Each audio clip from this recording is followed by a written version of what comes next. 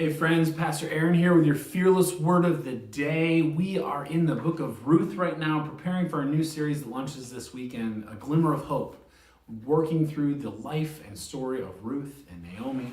And our word of the day today comes out of chapter 1, starting in verse 16.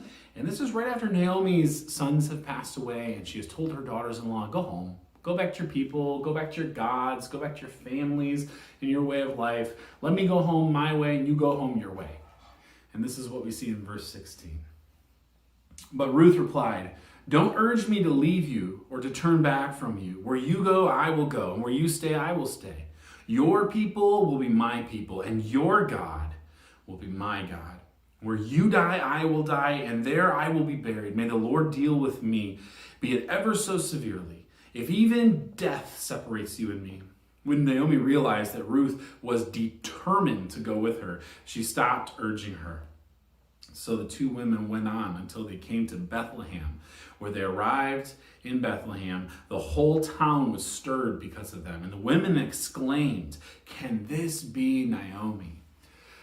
Ruth's story is neat for a lot of reasons. And as we unpack this as a faith family, you're going to see the heart of God in a lot of unique ways as he shines through dark circumstances and brings his hope. But in this specific passage, I am struck by Ruth's reaction to Naomi's permission to leave her and go back to her people. This is where Ruth, for the first time, uses Yahweh's name. And this is significant because she would have been a Moabite woman. Her God would have been Chemesh or Chemosh. And he would have, been the deity that she grew up worshiping. And her people, her family, her culture, her ways, those were all very important to her. But in this moment, she is saying that old life is gone. And I am giving everything I am to this new life. And what a new life it is. It's a life of suffering with someone. It's a life of journeying with someone back to their homeland where they have no connections or support system. Ruth is essentially saying, I'll go die with you. And you know what? I'm going to pledge my life to your God, Yahweh. I'm going to let go of the old pieces of my identity and go with you come what may. It says in this passage, she is determined to go with Naomi. And the reader of this passage should recognize that when Ruth uses Yahweh's name, she's not only letting God work in her, but through her. She is a representative of the heart of God. She starts to characterize and reflect and mirror for us how Yahweh feels about Naomi and about all of his people. As they go into dark times, as they journey through suffering, he journeys with them, and he's with every one of us spiritually all the time. But what a neat gift when he gives us other people physically to journey with us. And that's what we see in this passage, the faithfulness of Ruth. Not just because she's a good person, but because she is reflecting the heart of God. And she's going to go with Naomi come what may. There have been people in my life who have said that to me. I'm with you no matter what.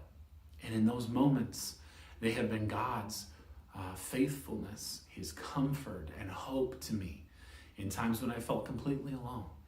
I'm sure you journey through things. If you look back, you will see the faces of the people that God was working in and through to show you his faithfulness and love.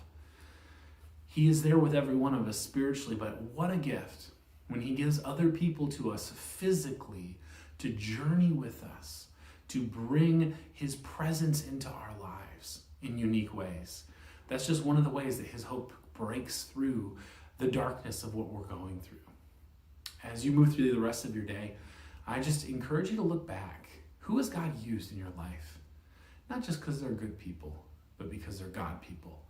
They're reflecting his heart of faithfulness, love, compassion, and support for you. And as you look at those people who have been involved in your story, I wonder how God has placed you specifically and intentionally in other people's lives to shape their stories. Who are you determined to not leave behind? Who has he given you an influence with or a charge of to demonstrate his loving kindness and faithfulness in their stories, not for your glory, but for his glory. As you look around today, I know that he'll show you opportunities where you can commit yourself to someone's well-being, and in so doing, reveal his faithfulness and glory in their lives. My name is Pastor Aaron, and that is your fearless word of the day.